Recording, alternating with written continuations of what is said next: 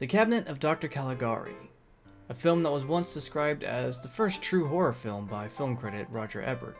Granted, there are a multitude of creepy-ass silent movies out there before this.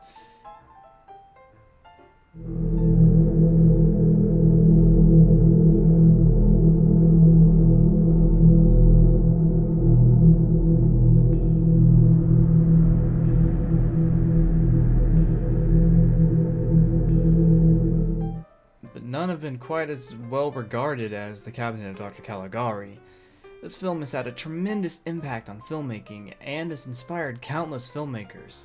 Interestingly enough, from a movie that is anti-authoritarian propaganda.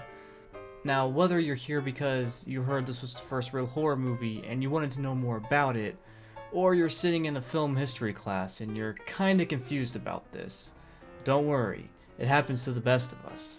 I'm going to try my best to break this down for you in a simple way, from its beautiful cinematography right down to its deep subtext.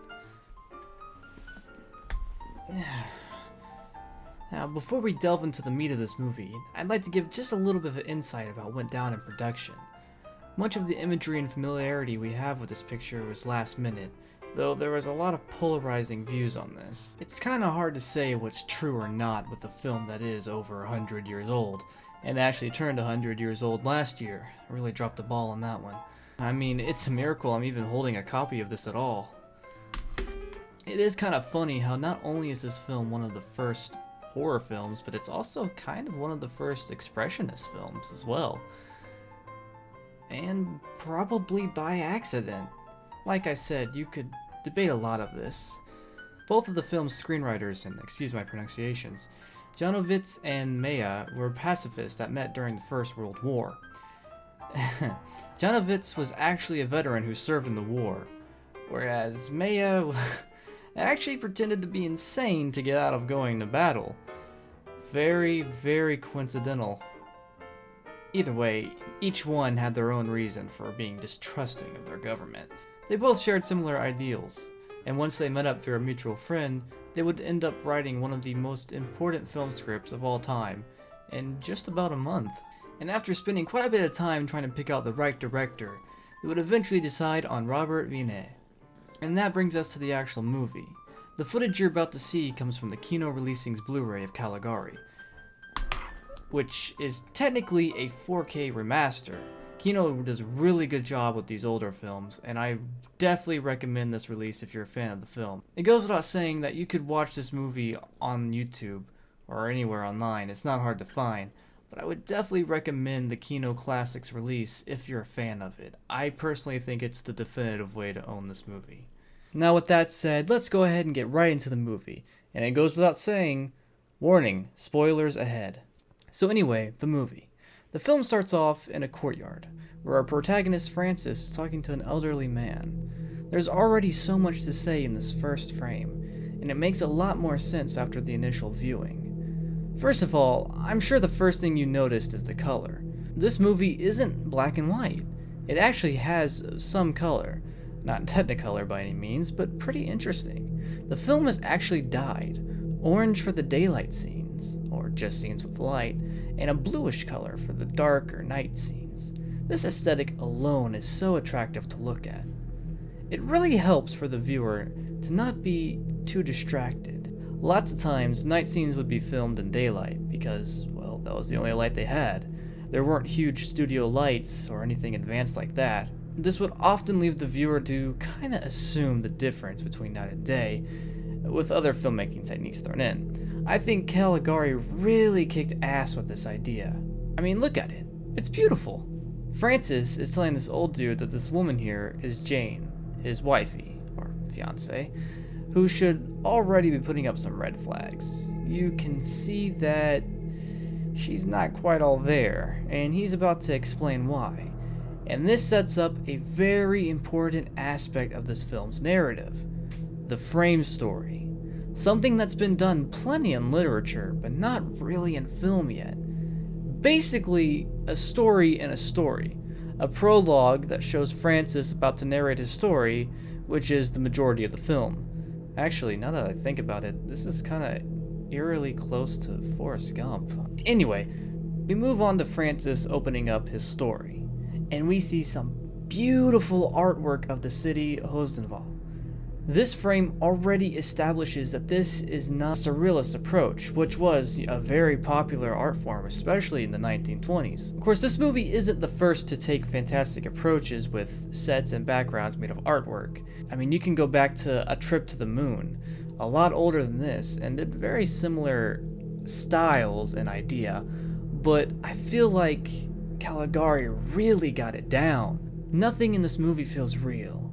It has a dreamlike aesthetic, which does have meaning to the narrative. So let's take in the setting. This is our city. Not only is it beautiful, but there is this overlaying message of wealth sitting on the lesser class. I mean that literally. Just look at it. Next, we're introduced to the titular character himself, Dr. Caligari.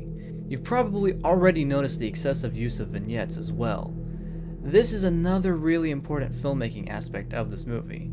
While this is not the first movie to use vignettes, this is definitely the first one to do it so masterfully. Doing so allows for the frame to narrow down and focus on its main subject while blocking out the excess. Moving back onto the story, we see Francis and his best pal Alan, who both want to hook up with Jane. They don't want to pressure or anything, they're just having a friendly little competition. They want to let her decide between the two of them. I'm not quite sure if that's gentlemanly or not, but whatever. Anyway, the homies decide they want to go check out the fair, bringing us back to Caligari, who is trying to get a permit so he can make a presentation at the fair. This scene here is pretty cool.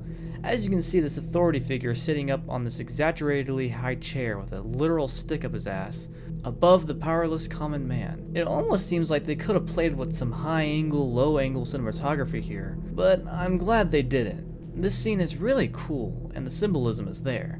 Mr. Highchair is kind of a dick to Caligari, but he does get his wish, and then Mr. Highchair is mysteriously murdered. Totally inconspicuous. I wonder how high the murder rate is in this town. I'd personally be more scared of just falling. No, you're crazy. You're crazy. All right. You guys take it easy. So, after getting approved, Caligari decides to advertise his presentation, his spectacle. Oh, would you look at that? It's the guy on all the covers. Now, Caesar, he's the big face of this movie. He is interesting. Caesar is a somnambulist. He's a sleepwalker. He's a sleepwalker. He's been asleep for over 20 years, yet oddly enough looks like an insomniac. Caligari reveals Caesar from his coffin, cabinet thing. Caligari demands that he awaken to answer questions for the audience. And this scene alone is an interesting take on consumerism. Apparently being a sleepwalker almost gives you prophetic abilities. In this logic, being asleep for so long allows one to know and see everything. I don't know, just go with it. I sure as hell wish I had that ability for my midterms. Already we're presented with the dynamic here, the relationship of Caligari and Caesar. Caligari commands, Caesar obeys. On the surface, you could easily see it in the same light as the Mad Doctor trope. A very ridiculously popular horror cliche done in a gajillion movies, stories, you name it. Of course, critics and scholars have really debated on this dynamic. The view that I agree with the most is that Caligari himself is a representation of the totalitarian government, and Caesar is the common man who submissively agrees to do what he's told. You could really interpret this in a lot of different ways. Militaristic ways where you could draw back to World War I, where the rich were throwing the common man into war. I mean, just look at Caligari's excitement and pride in presenting Caesar to everyone. Not as a human, but as his creation, his servant, his soldier, his slave. With this prophetic ability, we see just how better it is to not know as much as we desire to.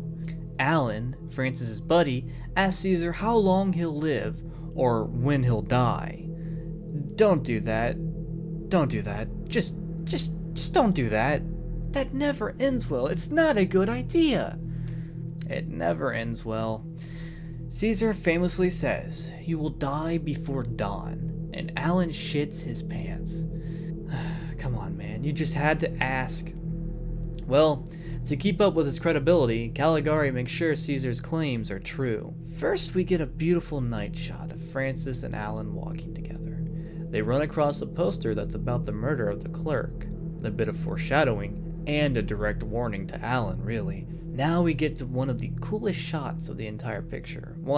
This film was released in 1920, and even though in other places of the world we'd be soon seeing famously graphic scenes such as the Odessa steps, they really couldn't be too graphic here in this movie, not in Germany at least. Not that it's a bad thing. There is a class to a film that can demonstrate really disturbing and horrific scenes without displaying any gore. I mean, look at M by Fritz Lang. So the murder of Alan, which is still brutal, is presented through shadows. It's so damn cool how well crafted this is. You could really feel the horror aspects of this film in this particular scene. Incredible mastery of the usage of shadows. It's nothing short of phenomenal. The next morning, Francis learns of his friend's death, and is understandably heartbroken. He draws a connection to Caligari and Caesar, and tries to report this to the authorities. And here we have a familiar sight. We see some tall placements here of the authority figures standing and sitting above Francis, almost dismissing his case completely. Almost. Meanwhile, Francis seeks companionship with his beloved, and we can have some interesting shifts of perspective. In James' home, it's almost normal. There's also a lot less intense color on the screen compared to the rest of the film. Why is that? I think the simplest explanation is that this is how Jane is seen by Francis. There is normalcy in his mind that he finds when looking at Jane, remembering Jane. Remember that this is Francis telling the story. We're seeing it as he does. This is how he remembers her. A place of comfort, a place of reality, which is odd in its own right. I'll hold on to that for later. Later that night, a madman with a knife is caught by the police, who they throw the blame of the murders on, which makes me think they probably don't have a high murder rate then. I don't know. The criminal denies having killed Alan or the clerk, but he does say that he was ready to kill some old lady. It kinda makes his appeal questionable. Moving on, we see the interior of Caligari's home, playing house with Caesar. There are a lot of things that are picked away with his home alone, from interpretations to continuity errors. The biggest thing is that his home resembles his separation from society. I guess all homes are kind of like that in some ways. Caligari is questioned by the police, but he asserts that Caesar was asleep and could not have committed the murders. Caligari basks in his glory as he believes he has duped the police. We also get a cool vignette close-ups to show that he's full of shit. We return back to Jane, who is very concerned of Francis and her father, who is helping Francis investigate Caligari. Out of her concern, she decides to go visit Caligari herself. With this, we get an eerie yet funny to me scene of Caligari and Caesar just staring down at Jane. And I mean staring. That shit spooky. Jane's reaction is totally validated. I mean, how would you react to this? Hey yo Caligari, I got your pay.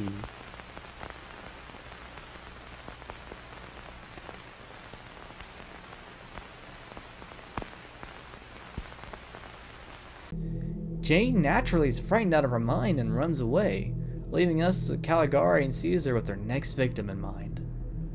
Later that night, Francis decides to go and spy on Caligari. Look how cool this window shot is. A window view from Francis' perspective, peeping in on the sleeping Caligari. It's a really genius technique that makes the sets feel even more real than they actually are. Happening at the same time as this, Caesar sneaks into Jane's room to kill her. This whole stalking segment is really neat leading up to him breaking into the room. The scene alone demonstrates horror filmmaking mastery. The long shot of Jane's room, where we are forced to watch Caesar break in and sneak his way towards her. It's haunting, chilling, disturbing, you name it. There's also a Shakespearean element of dramatic irony in this scene. You know, when the audience knows something the characters don't. It's almost brutal to be forced to watch Caesar creep up on Jane. His movements are calm and slow, completely different from Caligari. We, the audience, cannot save her, but are instead forced to witness this. The use of lighting and framing here, it's just phenomenal. It's fantastic. Caesar, almost in the shadows, emerges closer and closer from the far end of the shot to the main subject. Even though Jane is technically the main subject of this composition, your eyes are drawn to the stalking figure in the back, until he himself emerges as the main subject. But once Caesar has made his approach, raises his knife, he stops. Why does he stop? Could it be Beauty and the Beast? King Kong and Fay Ray? Caesar is stuck looking at Jane, almost hypnotized. See what I did there? We almost see a humanity in Caesar. Thus, he drops the knife and tries to stroke Jane's hair. A rather gentle, creepy albeit moment. Jane is immediately awakened. I assume she must have been on edge to wake up that fast, even though she was sleeping like a corpse. Alerted and startled, Caesar kidnaps Jane. This sequence is continued by more beautiful shots of Caesar's run through the crooked and erratic streets. Unfortunately for Caesar, he cannot make a full run with Jane, so he leaves her behind. We then see Caesar roaming almost in a Karloff Frankenstein's monster fashion. Weak and tired, he falls, like the last leaf of the dead trees behind him. Jane is fine, but Francis still wants to confirm his theories. For some reason, he needs even more confirmation. He then visits the locked-up criminal to know for sure that he was not involved. Francis and the police return to Caligari to investigate, and they discover that there is a Caesar dummy in the cabinet.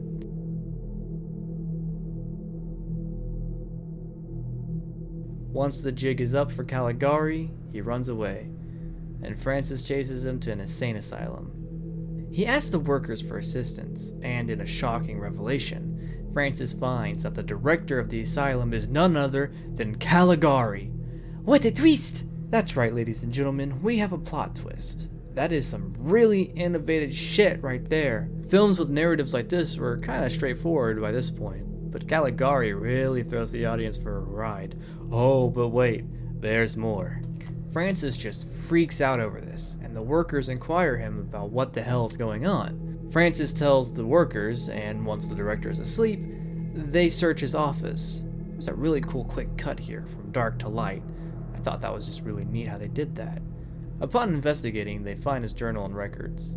With the writings, they learn that the director was obsessed with an ancient story of Caligari, a guy who used a sleepwalker pretty much exactly like we had seen. The director thus experiments on an inmate, Caesar, and turns him into his own slave. This is incredibly important as well, given the state of mental asylums, the abuse that victims fell under in these hellholes of institutions. The director is, well, an exact example. With this, we see Caligari's descent to madness, especially in the "You must be Caligari" scene. This is definitely a scene way ahead of its time. It perfectly illustrates the chaos going on in Caligari's head as we see the words "Du musst Caligari werden," "You must be Caligari," "Caligari," "Caligari," thrown all over the scene. But it's not amateurish. These words look like they're part of the world. This is easily one of the greatest edits ever, given the time and circumstance. Using this newfound information and the corpse of Caesar, Francis makes sure that Caligari is arrested. He is thrown in a straitjacket and ironically becomes an inmate of his own asylum. Now we are brought back from the flashback to the epilogue. But something interesting is happening here. We move to another set of the asylum and see some familiar faces. Jane sits upon some throne-like seat, believing to be some queen or deity. We also see Caesar, but he's quite different. He appears more gentle and kind of lost. Then we see the director, but he appears almost normal. No real crazy antics about him. That's where the viewer should really be putting it together. That's right, we didn't just get one, but two plot twists, and boy, the last one is a doozy. Francis is actually an inmate. This makes him an unreliable narrator, and everything in this movie is built up on his own imagination. But with this revelation, a lot makes more sense. In a fit of rage, Francis attacks the director, who has Francis locked up. The director explains how Francis believes the director is Caligari, and he knows how to fix him. Maybe his fantasy won't be so far off from reality after all. And that's the movie. So what the hell was that all about? Well, there's so much to be picked away from this movie. You really could just do a video essay on certain scenes alone. But to give a general overview, Caligari is unique in the fact that it is set in the mind of a deranged narrator. Doing so takes us away from realism filmmaking and brings us into surrealism, which will be a big thing. Even more jarring is the ending of the film, which poses so many more questions. Is the director really the evil Caligari? Is Francis really crazy? Or just another victim? Or both? There is really a gray area on the real nutcase here. Having the unreliable narrator doesn't really help things either. But all of this makes the film so much more interesting. I believe if they had gone with the original idea for the movie, it wouldn't have been nearly as impactful or interesting.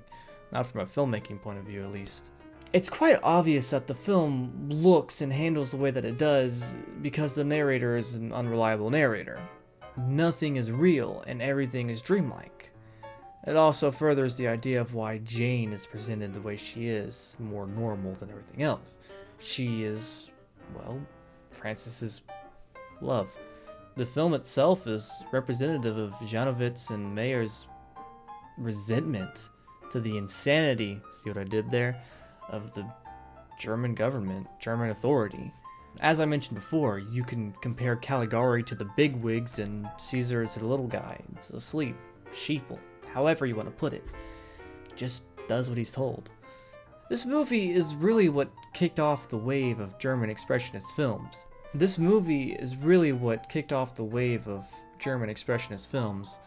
Though I don't think there's ever been any quite as impactful as this one. It's subtle, yet not subtle at the same time. I believe that one could easily view this movie on the surface as just a horror movie and write it off as an excuse for the way that it is. There's also a film critic who had once described Caligari as a precursor to art house films, which I think is an interesting point actually. It makes a lot of sense too. But that brings me back to the first question. Is Dr. Caligari the first horror film? I think that would be something interesting to challenge myself on. That could be a research project in its own right. There are so many other prime examples to debate this with, but Caligari is the first to really nail it in terms of style and narrative and being feature length. Horror or not, most scholars are mainly interested in the expressionist side of the film anyway, which simply put, this movie is just a representation of rejecting everything that was going on at that time in Germany. Like I said, I think that horror movie point would be an interesting debate for another video for another time. I'd also like to know your opinions on this in the comments below. At any rate, this is the first of a wave of horror movies that I want to talk about this month. So next time we'll be moving on to Nosferatu.